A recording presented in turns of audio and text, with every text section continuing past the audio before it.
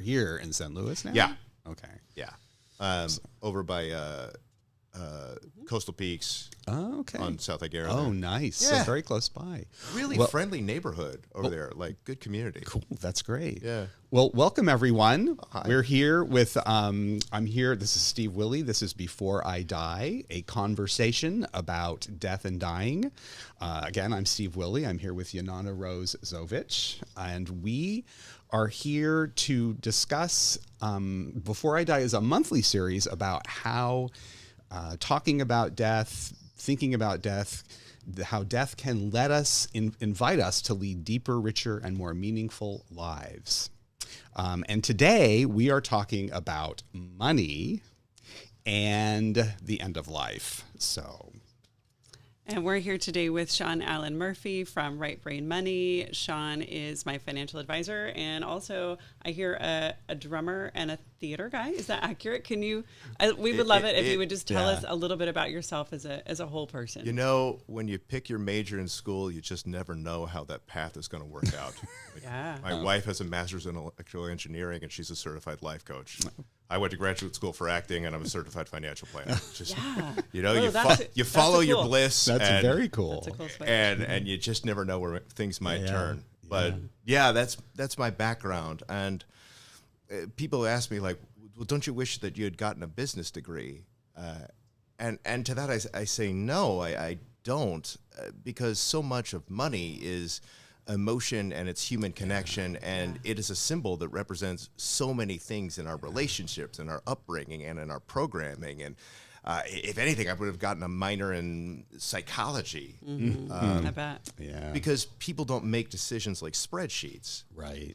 They make decisions like people. Yeah, based on emotion and experience and anxiety and all the things that make us people. Absolutely. And it gets even more interesting when you're talking about a couple, right? And what one person finds soothing, the other one finds terrifying, and yet somehow you've got to find a way to facilitate a happy medium. Wow, so psychologists and couples therapists. Oh yeah. Maybe LMFT was where I should have gone. Right. Sounds like it to me. So I'm really interested in the name of your agency, Right Brain Money. That sounds. I'm reminded when I say the thing about, yes, we're talking about money and the end of life, I'm reminded about how uncomfortable both of those things can be to talk about individually, and then you put them together. And so here you come into our presence, and you have an organization called Right Brain Money, and that intrigues me. Oh, thanks. I'll forward that compliment on to my wife, who brainstormed. Oh, did she? Great. She did. did. That's cool. very She's like, cool. I have an idea. I'm like, that's a good idea. Such a great idea.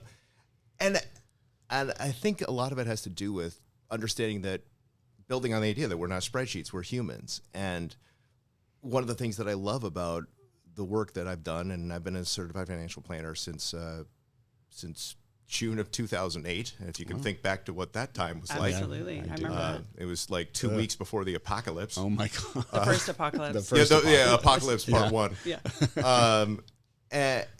And you can have so many different relationships or households or whatever with almost identical assets, almost the same income, and yet completely different plans because they're not the same people. Right. They didn't have the same uncles tell them something at 11 that stuck with them their entire life. Right. But you have to honor that part of the person, because ultimately, like, our criteria for like when have we successfully designed a financial plan is when someone understands, the basics of the left brain of like, how does it work? What's going to happen? Am I going to be okay? But more importantly is, does this feel like my life? Does this feel like something that suits me as opposed to what somebody told me to do? Right. Yeah. I'm just going to start I'm going to jump right into this because I had a personal experience, and I won't go into the whole long involved, and trust me, I could story. I believe you. But I have, I was sort of arbitrarily the executor of my cousin's will. And it was one of those things where you're sitting around, having dinner and just talking about something, and somebody says to you, "Oh, I'd like you to be the executor of my will." And you're about the same age, and you're thinking, well, I can do that. That's never going to happen. I'm never going to have to worry about this. status, and then she died under suspicious circumstances all of a sudden, and I was the executor of her estate, and she had started working on some financial planning, but there was nothing. Just naming me was the only thing that had got done, and then so we got catapulted into a 2.5 years or so of probate and all kinds of things, and it was not very much fun. No. So, No. and it's all done now, and everything is fine, and except for my cousin being deceased, it all ended well. So I just want to kind of throw that out there, and just, you must have stories, and you must have ideas, and where do we go? I do, and just on a human level, I wish that story was uncommon, but it's not. Okay. And it really follows a lot of the idea that, what's the cliche, right, about an ounce of prevention's worth a pound of cure. Right. And I really think that applies there, because it's pretty easy, meaning like I could probably do this within a day, of titling my assets in such a way that nothing gets stuck in probate. I mean, it could be as simple as, like, if you have bank accounts, you want to update them to being what's called a POD or a TOD registration, where you have a designated beneficiary on there. And like, this is the cheat sheet, is that any account that you have, any asset you have, if it has a designated beneficiary on it, and the designated beneficiary is not your estate, it's not subject to probate. There's nothing for a court to rule on. Right. Because it's not part of your will, and a court is going to interpret a will. Right. They don't interpret a trust, and they don't interpret designated beneficiaries. And for anyone who's set that up, they're pleasantly surprised at how easy that is to do. Yeah.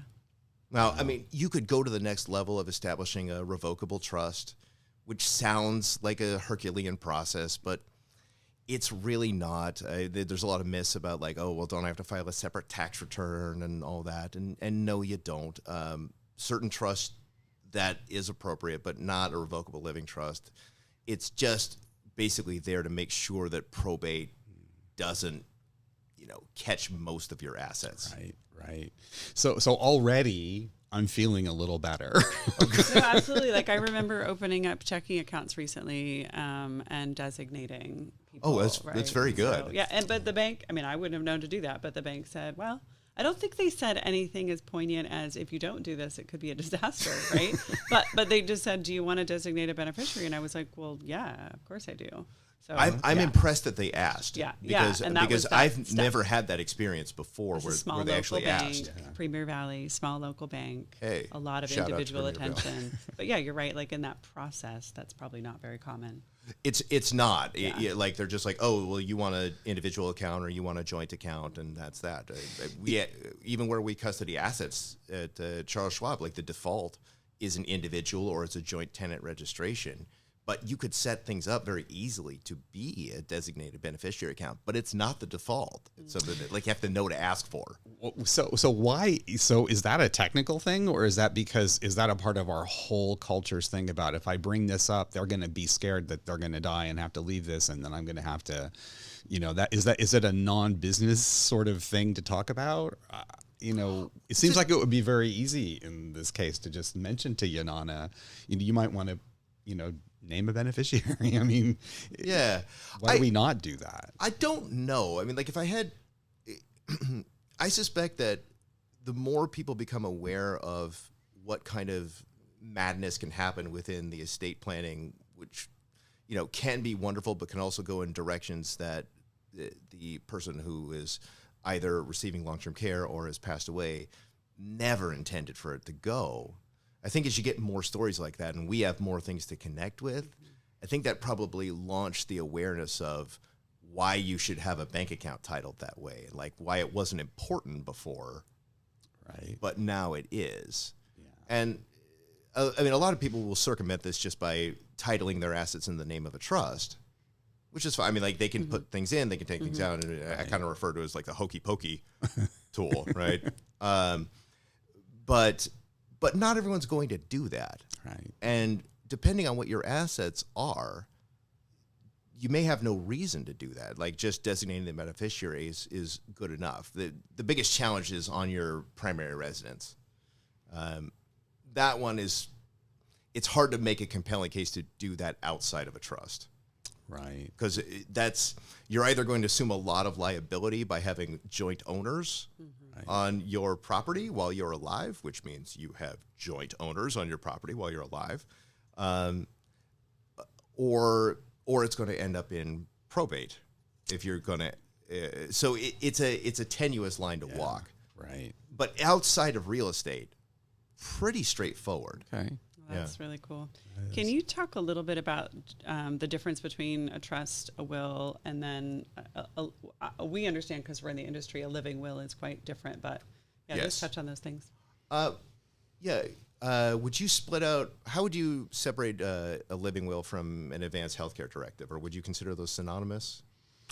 Living will and advanced healthcare directive, probably an advanced healthcare directive is probably going to be a little bit more inclined to deal with things that you want as far as your health is concerned. Yeah. I think when we understand a living will, I think we're talking probably about items, about things that you're wanting, your legacy more than that. I think is that. No, I'm thinking of a living will like that way, like 5 wishes, that kind of thing. No, so we're going to have a social worker on this series who's going to explain all this stuff for us. Yeah, right. We're outside of our realm of expertise for sure.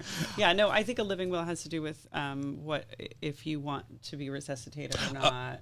Et cetera, okay. Yeah. I'm thinking more. Decisions. Yeah. So yeah. Anything around the advanced directive, which that's what we mostly talk about. So that's all. What do I want if I want to be resuscitated, or how much do I want? How far do I want to go? Right. That type of thing. Who do I? Right. And I mean, for anyone who's filled one of those out, it's. I mean, like maybe there's an emotional journey you have to go on into deciding which box you're going to tick. But in terms of if you've already made that choice, what is it, a 2-page form? Well, yeah, there's a poll. We talked about the Pulse form, I think, with Susan when she was here last month, and that's 2 pages basically. Yeah. And so like if someone hasn't done that, they can make their estate plan monumentally better by adding that. And I would estimate that that's probably 10 minutes of work, including doing a web search to find where do I download this form. Right. For sure. So the difference between a trust and a will then, are those sort of the 2 different options other than designating beneficiaries on financial accounts? Well, yes. I mean, there's always going to be a will, right? Either it's going to be your will or it's going to be the state's will as the potential beneficiaries of Prince got to learn about when he passed with neither a will nor a trust. Right. And you can imagine how exciting that is, trying to split out a multi-million-dollar estate and royalties and publishing and all of that stuff. Yeah, I had a very small taste of that. And so basically what happens is the state just has a default will with their decision tree built into it on like, well, what goes where. But the odds that the state's will mimics what you actually wanted to happen are not high. So that's what's called to die intestate. See, there's your $3 word. All right, thank you. But a will is relatively straightforward to interpret, usually, of like, I want my brother to get this, and I want the real difference is who is doing the interpretation there. Wills are going to be interpreted by a court, which means probate. And it's pretty rare that you'd ever want to intentionally send an asset through probate because it's expensive and it's slow, as you were mentioning. So having a will notarized, et cetera, doesn't mean that you can avoid probate. It does not. Okay. It does not. Now, often people will write like a pour-over provision into their will. So if you have a will and a trust, you might write some language in there of stating basically, if I have this individual asset and it wasn't titled in the name of the trust, I meant it to be titled in the name of the trust. And sometimes that works, sometimes it doesn't, at getting it included in the trust posthumously. But the trust is likely, it's the easiest thing to do in terms of if you were operating from a trust as an executor, like you would have followed the instructions. Right. Someone could legally challenge a trust, in which case then a court would be involved, but that's pretty rare. Right. And so it's a much, much faster process. A trust could disperse assets within 60 days. Mm-hmm. Right. That's unheard of in a probate court. Yeah, I had to make lots of phone calls to people and find addresses and locate different people that we had to like check everything through to make sure they weren't connected to her estate at all. It was just a very complicated. Oh yeah. Complicated thing, and most people just said no, whatever. But I could see a problem occurring if just I called some random person and then they thought, oh, I could get involved in this, and never happened, thank goodness. But it still took 2.5 years to get through with no challenges.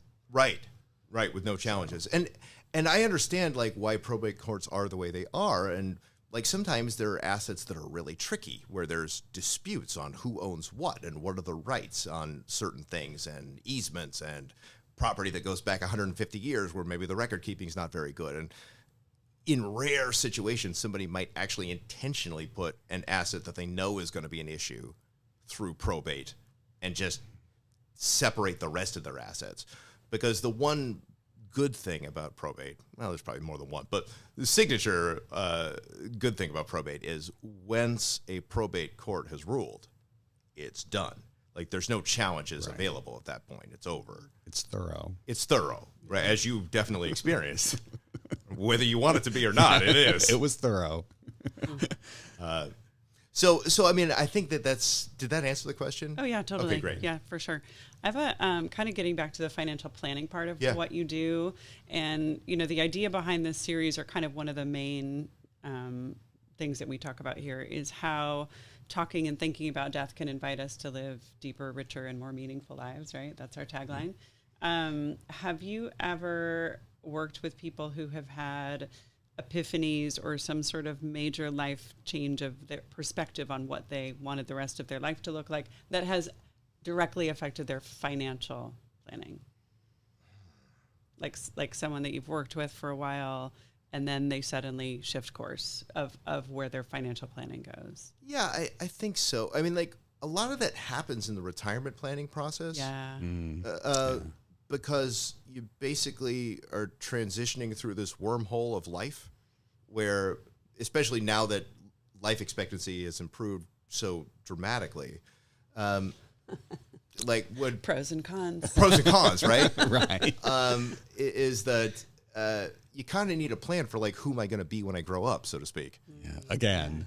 Oh, yeah, when I grow old. Yeah, absolutely. And because, what do you do when every day is Saturday and nobody needs you to do anything?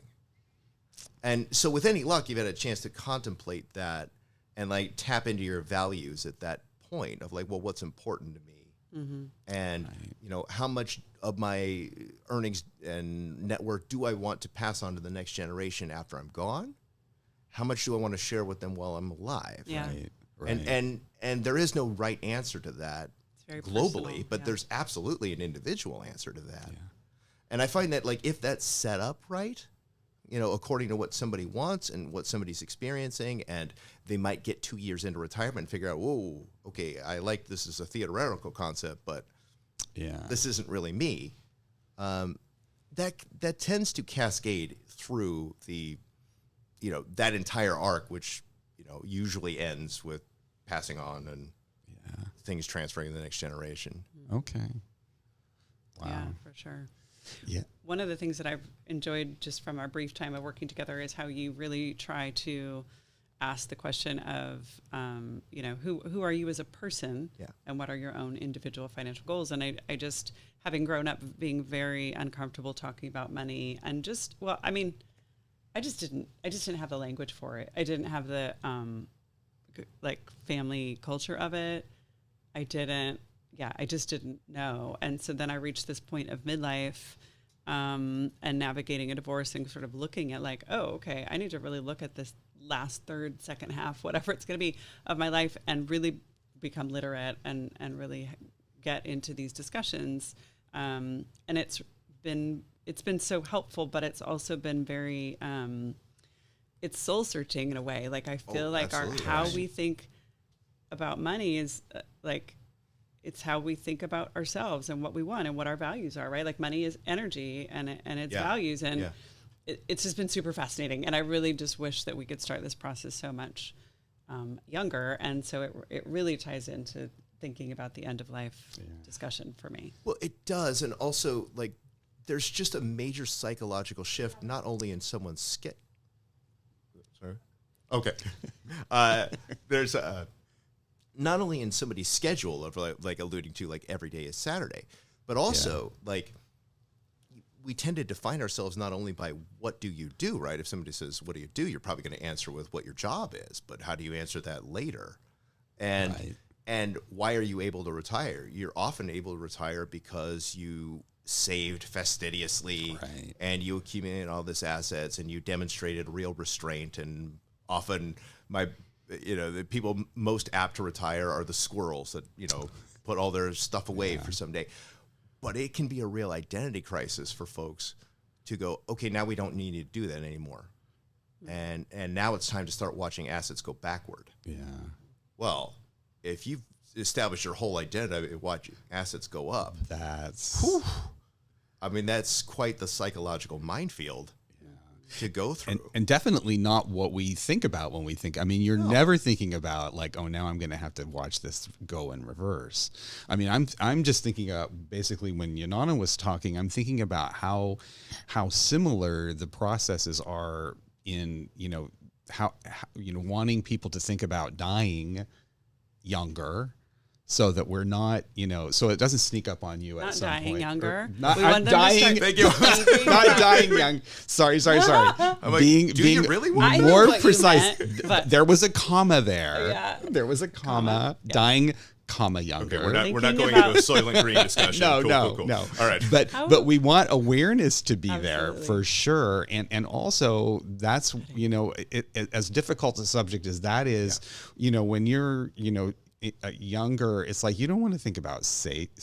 It's like saving. I want to go buy this and that and the other thing and have a house, and you're wanting a certain life ahead of you, and the saving thing might be back in the background somewhere for some people, but for everybody, not for everybody, and certainly not for me. I didn't operate that way.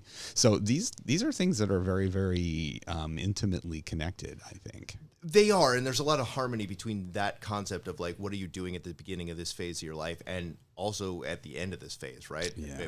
I mean, when we get into long-term care expenses in particular, those can be really surprising for people. Yeah. And it's a real challenge, but it tends to be a fast pass of assets accumulating in a hurry. Yeah. That segues into one of my questions for you, but I wanted to respond to a comment by John asking whether or not this conversation will be available offline. And yes, it will. It will stay on YouTube likely forever, and also be posted to Facebook. Yeah.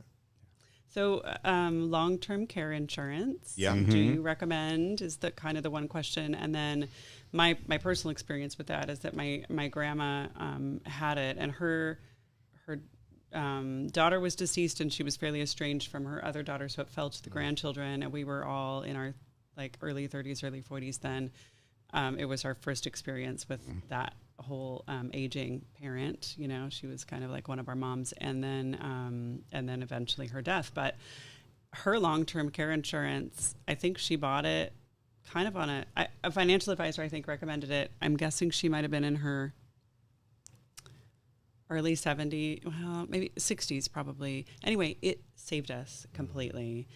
Totally saved us the whole way through. And then my godparents are in their 70s now, and they just looked into it, and I think have concluded that it's not affordable for them anymore. So I'm wondering, I'm 52. Should I be looking into this? And before you answer that, I'll just add a little addendum to that. We just went through that process with my dad's death a few years ago, and my parents have long-term care insurance, and my dad was in hospice for a month before he died, but the long-term care insurance didn't kick in for, I think it was 60 days or not. Yeah, I think it was 90 days is a common, I think it was what they call a 90. limitation Yeah. period, but it's basically a deductible. So basically we were, we were paying, I mean, it was hospice, so it was fine, but we did need some additional care for a bit of time, which we did have to pay for. So, it was great that, things went so smoothly, and hospice was a tremendous support, but the long-term care insurance for us didn't really help. Didn't help. Well, right. It's a loaded question when you are not armed with information that you probably wouldn't want to know ahead of time anyway. Right. Like when will I need this service and for how long? Right. If you did, it's pretty easy to make a long-term care plan, but you don't, and that's what makes long-term care super challenging. It's remarkable the percentage of people that actually need long-term care services before the age of 64. And Wow. yeah, I know, right? Surprising. It is. And so my opinion on this is that I don't think you need long-term care insurance, but you must have a long-term care plan. Okay. And that doesn't have to be an external entity, although there are many reasons why you might want an external entity involved there. Meaning, okay, can you pay for long-term care coverage yourself, right? Can you pay the facility directly? Of course you can. But it's one of the more challenging things to set aside money to pay for it, is because you don't know when you're going to have to do it. And thus, like as a financial advisor, it's very difficult for me to pair that with an appropriate investment timeline if I don't know when that money's going to be ready. Right. I don't, like, if I knew that I wasn't going to need long-term care services for 27 years, well, then I'm probably in a pretty good shape to invest aggressively on it, because it's going to go up, it's going to go down, but at the end of the day, it's likely to be much higher than if I had picked a lower volatility option.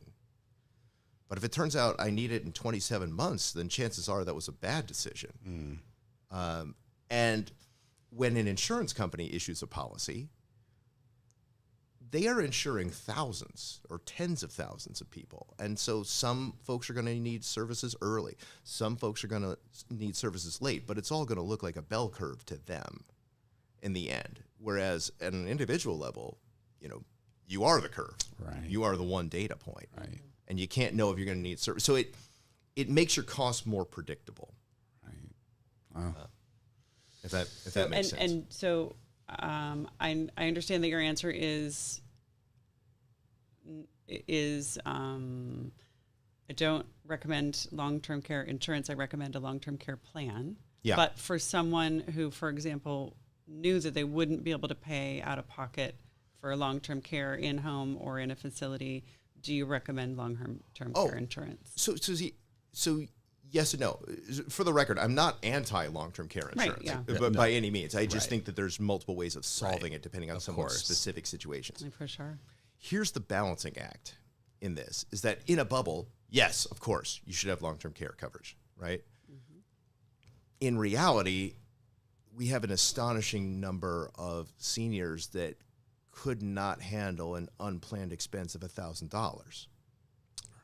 And so they are dealing with real life cash flow constraints to where they're not probably in a position to pay for a long-term care premium, because now you're in the crux of deciding between that and prescription medicine or or but what housing. about when you start early though?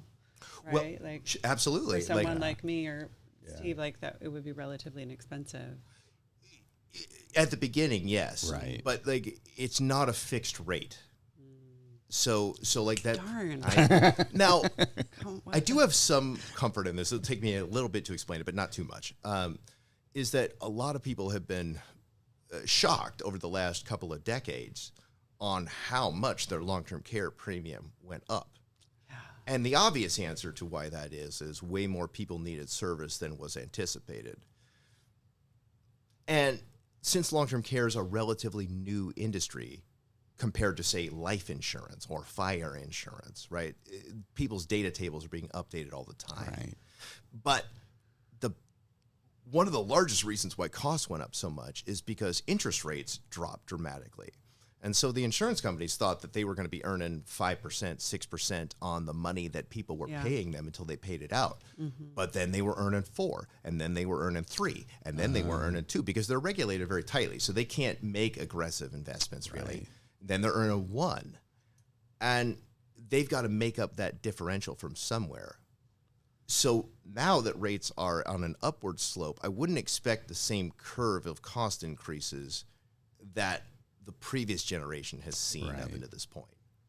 So now's the time to buy. No, I'm just kidding. It's a favorable, I expect it to be a favorable, certainly a more favorable time than it was 18 months ago. Right. Yeah. Do you, for people who really have anxiety, or let's just say avoidance, or whatever, about talking about money, what are things that you recommend to sort of help them? Like, what can people do now to lessen the idea, particularly around money and having money towards the end of life? I think really a lot of this comes down to cash flow, and that we don't, if we build everything around managing a certain amount of money that's coming in every month, I don't think that scares people. Because that's what we've been doing for our working lives, right? Like, if you know when your paycheck's coming in, right, it's pretty easy to say yes to things or no to things because you know the cadence of which you're getting paid. The terror tends to result from, like, when we make this transition and we're not getting a regular paycheck. Maybe we're getting Social Security, maybe we're getting a pension, but it's not the same number that we were used to receiving. Now you're looking at this mountain of assets that, with any luck, you've accumulated and trying to figure out when's a good time to do something. And it doesn't have to be that way. I think that if we structure the conversation around cash flow and making sure that people are receiving a predictable amount of cash flow, that tends to make it a lot easier for them. Of, like, when you retire, right, the difference is in your life, ideally, is you're still receiving the same cash flow you were before, but you just don't have to go to work anymore to do it. And this continues through to end of life, because people often say, well, I won't be as active at 75 as I am now, or I won't be as active as 80 as I am now. And I would say that's not, my anecdotal data says that that's not actually so. A lot of times that ends up being a forced thing because people run out of cash flow. And so they lose that space to continue to innovate and create because they've got to conserve what they have left. Oh, okay. And so if we strive for an inflation-adjusted cash flow, and somebody's in their 90s, people are like, well, there's no way I'm going to spend the same stuff on leisure in my 90s as I am in my 70s. And probably not. And yet, those expenses have a way of being documented other ways, and this may manifest in the long-term care expenses, et cetera. Does that answer the question? Basically, it's keeping it with things that people are familiar with, and don't make them look at the mountain of money and decide when they're allowed to do stuff. Yeah.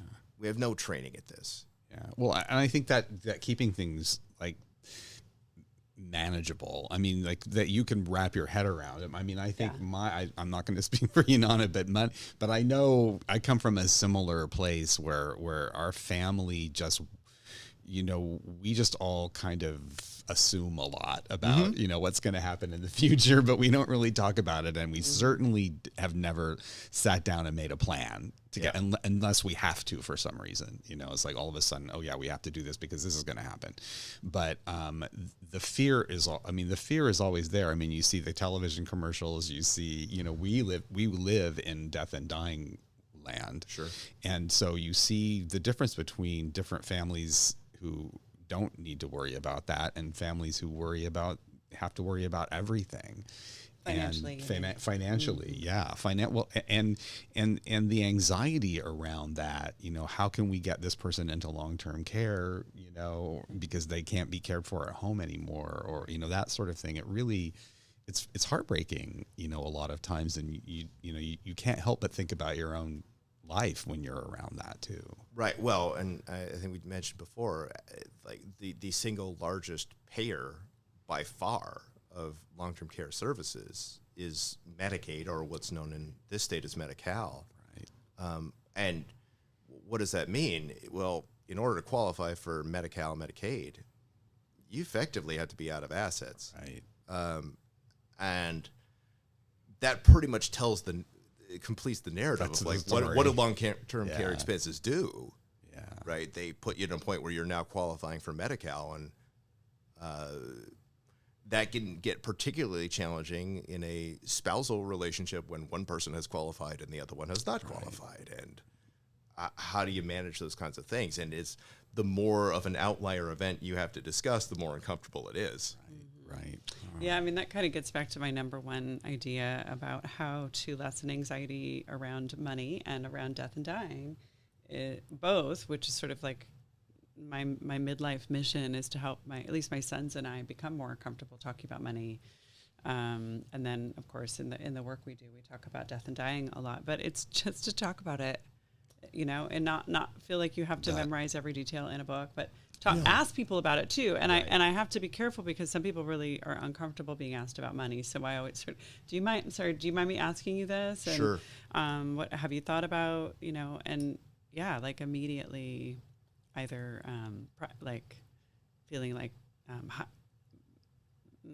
feeling like the need to be private, or feeling fear come up, or whatever. I mean, it's really fascinating how much is under there when you start talking about both of these favorite subjects of ours today. Yeah, right. Absolutely. Right. Well, and then you couple that with the fact that this is really the first generation that has to have these kinds of conversations, because it wasn't that long ago that a pension was the predominant thing. And we had what was called the gold watch retirement. Somebody worked somewhere for 35 years and they quit and they get a gold watch. And statistically, about 2.5 years later, they're dead.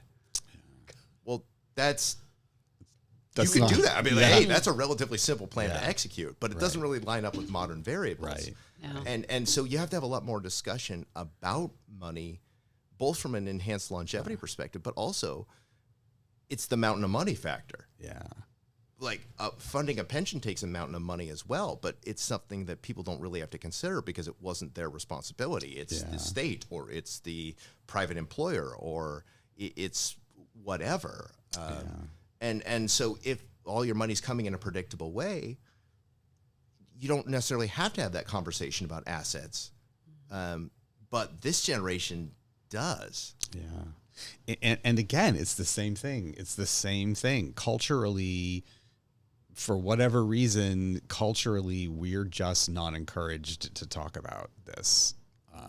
Maybe there are other cultures within this culture that's not true, but in any experience I've ever had, even talking about this before we got here today to do this, I noticed that every time I said, today we're going to talk about money and the end of life, it made me laugh a little bit. I mean, not because it was funny, but just because it was a little uncomfortable. It's a little edgy. I mean, it's a little uncomfortable. And why is that? Money and death and dying, because it happens to everybody. It is something that's going to happen to all of us. And we all, like Yunana was saying, money is energy. I mean, it's a positive thing. I mean, it's something that we are, we're encouraged to accumulate, and if you want to do the things that you want to do, that you need it sometimes. And yet it's like, money. Well, also, right, it's difficult to have a conversation, to be really ready to go into a conversation where the biggest upside is removal of potential fallout later. Yes, that's true. Right? Like, that's your upside, is less lawsuits, right? Right. Less family fighting. Right. But, so it's addition by subtraction. But most of the things that we like to discuss have addition by addition. Right. Right. Or like, even if it's talking about taxes, right? Like, it's kind of fun to talk about, like, how do I beat the system? I read this great, there was this little story about this, it was a family trying to put the mom, essentially, who was quite elderly at that point and living in a care facility, on a budget. And the article was about how she just hated that word and she was totally non-compliant. And that they finally figured out that what they did was they created a spending plan for her, which was so much more palatable. And she loved that idea. Yes. And she followed it quite well because she was, it's like you have to do it in a way that makes you feel good. Yeah. But do it. I think that's a wonderful, I couldn't agree more. Like, Yeah. this may be surprising, but like, as a financial advisor, but I genuinely loathe budgets. like I'm fine with them for running my P&L. Yeah. Right. But it's it's not how people are used to living. Yeah, you don't want to have to think about those things Well, in also, detail. you don't, I do and a also lot. it's very difficult to do because, like, okay, I know what my utilities are basically going to be. I know what my mortgage payment is. I know what my property taxes are, but I don't know when I got to do stuff. I don't know when the roof needs something. I don't Right. know when this is going to happen, and it's very difficult to benchmark that in an Excel document. Budget, yeah. Yeah. So what I try to do is I try to base things off people's tax returns, and like, because it's indicating like how much money's coming in, and are they saving anything from that, right? And if they're saving anything from it, then we can reduce that and say, okay, well, this is what it costs to be you, and if we can find that pattern over a couple of years, that tends to be fairly predictable of what it takes, and it spares somebody the. Often what I hear is psychological anxiety or agony of Right. developing one of those budgets. Right. Yeah. I'm taking two things out of this conversation. This is what it takes to be you. I love that line, and I like I like wormhole of life that you said earlier Yeah. too. That was Forgot I that said that. I'm like That was the Oh, yeah, the yeah, I midlife remember that point now. kind of, that right? midlife Yeah. going into retirement Yeah, is that's like right, that's as you travel through your life, that's another one of the wormholes of life. And I'm like, okay, that's what it is. Yeah. You know, believe it. as somebody who's getting nearer there than probably, you know, farther from there, I feel like that's almost what it feels a little bit like. Yeah. It is. And like probably 98, 99% of the time, the stories I hear on the other side of that wormhole are fantastic. Yeah. Like people love it. That's it. That's that for me too. I mean, I do get lots of positive vibrations from people. And I think a lot of it is, I mean, what we're talking about here in the back of my mind while we're talking, I'm thinking about retirement equals not working. And that's clearly not true anymore. I mean, it could be true. It could be true, and but it doesn't necessarily have to be true. And I think about my retirement as also including meaningful work. Yeah. And that meaningful work doesn't have to provide me with an income. Right, it doesn't meaningful have work to that make earns me less money. Yeah, exactly. I can work because of the meaning. I don't have to work because I have to pay for the plumbing or the roof being redone or those things, which will undoubtedly still happen. Of course. But that's the spending plan, you know, that I would like to focus on for me. I've had people retire into a full-time job, and it was logical for them to do it. And sometimes they actually did need the capital, but they didn't need to be earning a higher wage. They didn't need to continue earning their present wage in a position that was just wrecking them. Right. Right. Like they're just like, I'm burnt out. I feel like I'm diminished. And I'm working 70 hours a week. Yeah. Right. And so sometimes there's a real glory in just taking a position where when you clock out, you're done. Yeah. And like the job doesn't follow you around. Yeah. See, and that I think that's the dream. Yeah. For me, I mean, I have lots of things that I want to do. I like to travel.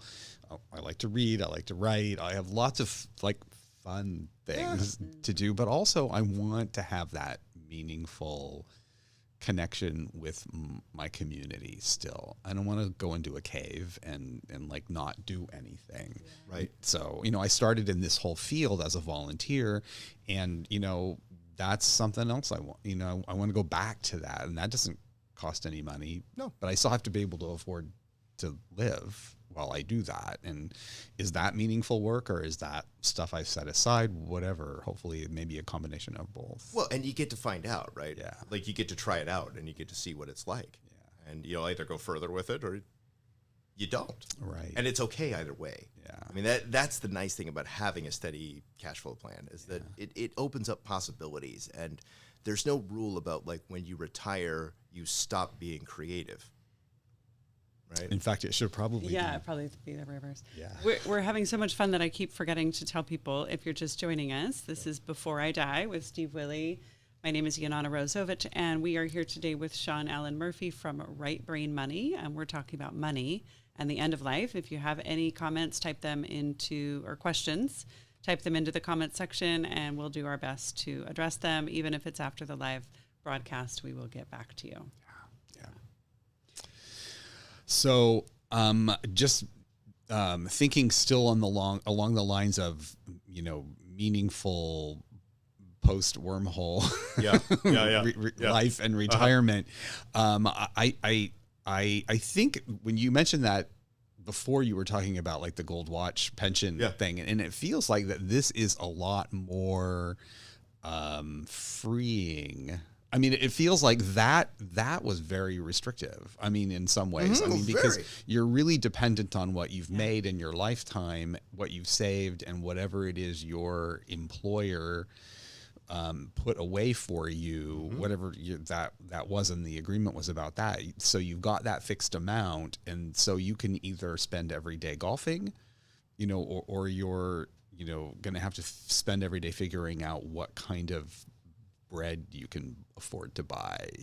So this feels a little bit more inspiring to me to have this conversation about different options and different things that you can do, and not necessarily being I hate to use the word trapped, but not necessarily being bound to this plan that started maybe before you were even working full time. I completely agree, and like I teach a retirement class for the city of SLO, usually once or twice a year, and one of the things I talked about at the beginning is like we've kind of transitioned from the gold watch retirement into what I call the Spider-Man retirement.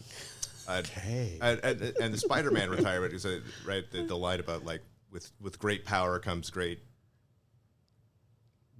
responsibility. Thank you very much. Yeah, thank you. I was looking for something more. No, because and people are like, well, what's this great power? I'm like, well, the great power is we're living so much longer, and we're not locked into this. You're going to stay at the plant for 35 years, and like there's a lot of utility. There's a lot of things you can do. And if you decide you're done at 55, if you've put all the funds relevant the way to do that, then go for it. Or if you're going to take a sabbatical in the middle and then go back, like there's many different combinations that will work. But the outcomes will vary dramatically, and thus that's the greater responsibility. That's where the actual probably you're going to need to plan a little bit will come in handy. Have you ever worked with people, over decades and decades, and seen their financial planning really markedly shift according to their time in life, essentially? No, not really. So it's more personality set. It's more cash flow. Like it's like, I know that like, I expected the answer to that to be yes, but I mean, obviously, like someone's interests can change over time, but I think the biggest danger is like when people feel like they're running out of money. Very rarely will somebody actually allow themselves to run out of money, right? But the way that they prevent that is they start doing less and less and less outside the essential, because that's the constraint they have to operate from. And so I've seen that for sure, which is part of like why we go out of our way to develop things to ensure that doesn't happen. Right. But no, like it's really funny how people get locked into a financial thermostat, so to speak, and they're really comfortable living in that space. Like what they might do with the money will change, but the overall temperature, I mean, adjusting for inflation, of course, is pretty consistent. Like I think usually you have a pretty good idea of who you are and what you value by that point. That makes sense. I didn't think about it in that. You generally do have a pretty good idea of what you value. I just think about my own planning phases have been really in jumps and start. I mean, it's like oh, la-di-da, like, oh my God, I have to do this. Right. And then, la-di-da again for a while. And then like, oh, I need to think about like saving something. Yeah.